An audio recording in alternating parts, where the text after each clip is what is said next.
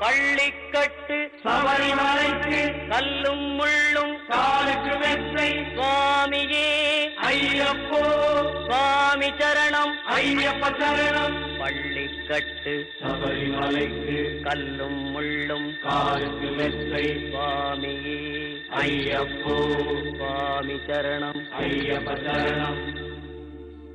பள்ளிக்கட்டு சபரிமலைக்கு கல்லும் முள்ளும் காலுக்கு மெத்தை சுவாமியே ஐயப்போ ஐயப்போ சுவாமியே.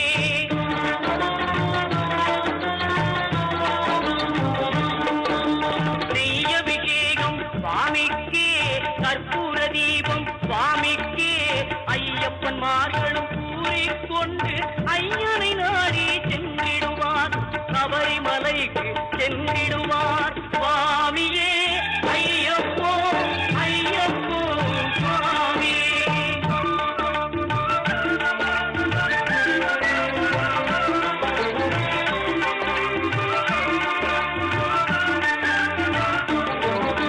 கார்த்திகை மாதம் மாலை அணிந்து நேர்த்தியாகவே விரதம் இருந்து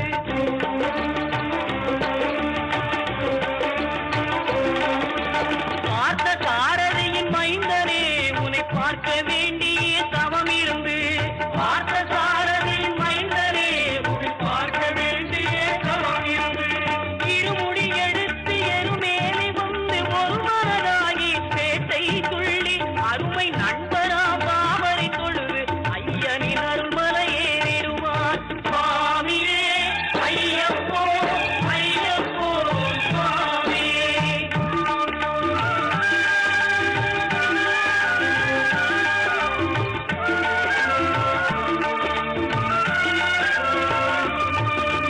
அழுகை ஏற்றும் ஏறும் போது ஹரிகரன் மகனை துதித்து செல்வார் வழிகாட்டிடவே வந்திடுவார் ஐயன் பன்புரி ஏறி வந்திடுவார்.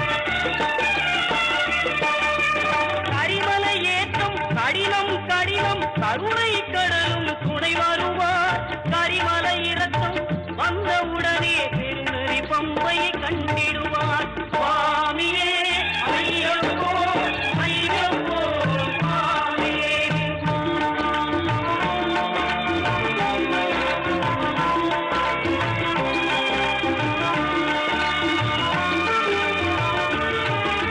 கங்கை நதி போல் புண்ணிய நதியாம் பம்பையில் நீராடி சங்கரன் மகனை கும்பிடுவார் சஞ்சலம் இன்றி ஏறிடுவார். நீலிமலை ஏற்றம் சிவபாலனும் ஏற்றிடுவார் காலமெல்லாம் நமக்கே அருள்காவலராயிருப்பார். தேகபலம் தா பாதபலம் தா தேகபலம் தா பாதபலம் தா தேகபலம் தா என்றால் அவரும் தேகத்தை தந்திடுவார். பாதபலம் தா என்றால் அவரும் பாதத்தை தந்திடுவார். நல்ல பாதையை காட்டிடுவார் சுவாமியே ஐயப்போ ஐயப்போ சுவாமியே.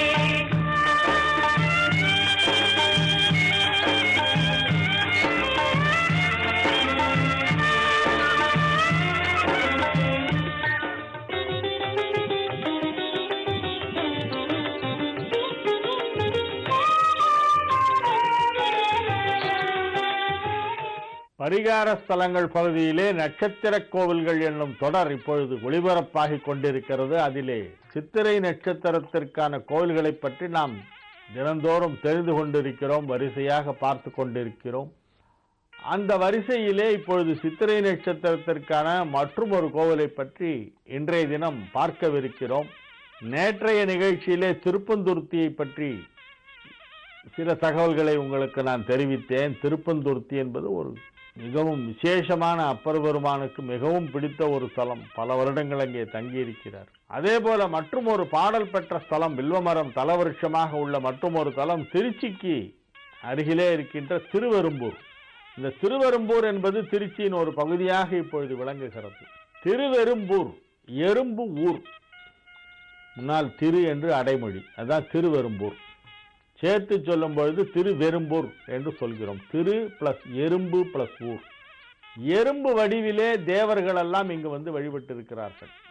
தங்களுடைய சுய ரூபத்தை மறைத்து கொண்டு எறும்பு வடிவம் எடுத்து தேவேந்திரன் உட்பட அனைத்து தேவர்களும் இத்தலத்து இறைவனை குறித்து பூஜை செய்து தவம் செய்து பல வரங்களை பெற்றிருக்கிறார்கள்.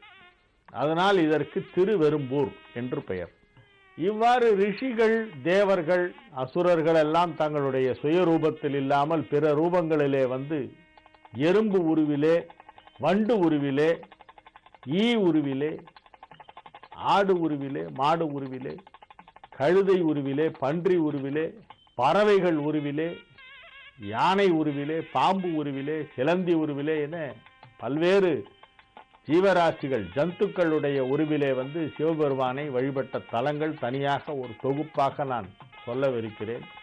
கழுகு வழிபட்ட தலம் திருக்கழுகுன்றம், மயில் வழிபட்ட தலம் மயிலாப்பூர். அந்த ஒரு பட்டியல், அது ஒரு பெரிய பட்டியல் அது இருக்கிறது. அதை பற்றி நான் பிறகு சொல்லவிருக்கிறேன். ஆனால் இப்பொழுது சித்திரை நட்சத்திர கோவில்கள் வரிசையிலே இந்த திருவெரும்பூர் வருகிறது. திருவெரும்பூரிலே ஏன் எறும்பு வேஷம் போட்டுக்கொண்டு வர வேண்டும்?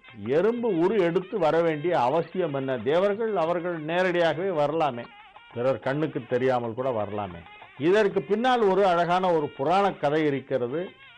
ஒரு அசுரன் மிக சக்தி வாய்ந்த வரங்களை எல்லாம் பெற்றுவிட்டு நல்லவர்களை மற்றும் தேவர்களை அச்சுறுத்தி அவர்களுக்கு பல இடையூறுகளை எல்லாம் செய்து கொண்டிருந்தான். அந்த அசுரனுடைய தொல்லையிலிருந்து நாம் விடுபட வேண்டும் என்பதற்காக அந்த அசுரனை இறைவன் அவதாரம் எடுத்து வந்து அழிக்க வேண்டும் என்பதற்காக, இறைவனை குறித்து தவம் செய்வதற்காக தேவேந்திரனும் பிரம்மா முதலாய சில தெய்வங்களும் சேர்ந்து எறும்பு உருக்கொண்டு இவ்வூரிலே வந்து வழிபாடு செய்கிறார்.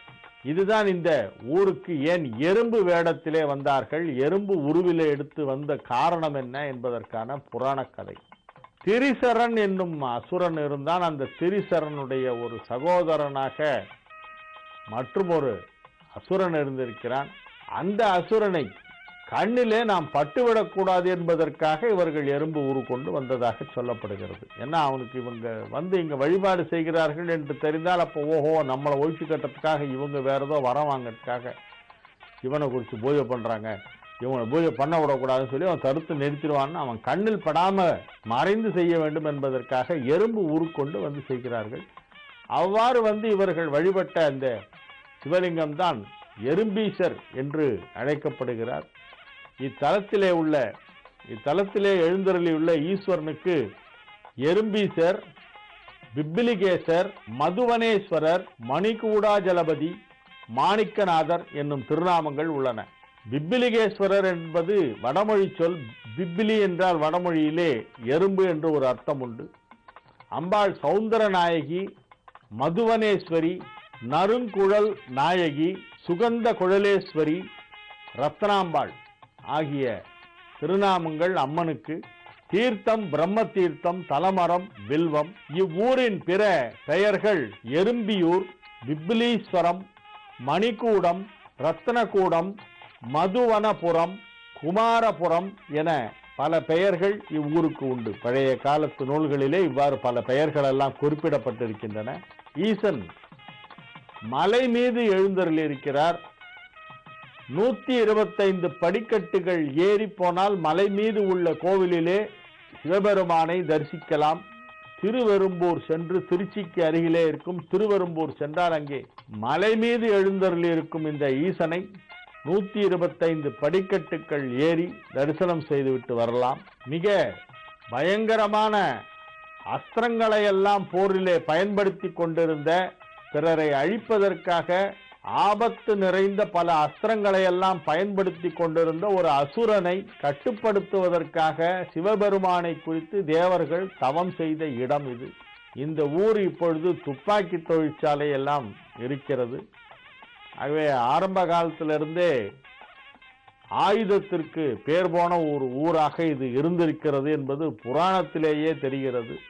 ஆகவே இவ்வூர் ஈசனுக்கு அசுரர்களை கட்டுப்படுத்தும் ஈசனாக, தீயவர்களை அழித்து நல்லவர்களை காக்கும் ஒரு ஈசனாக இந்த திருவெரும்பூர் எறும்பீசர் விளங்குகிறார்.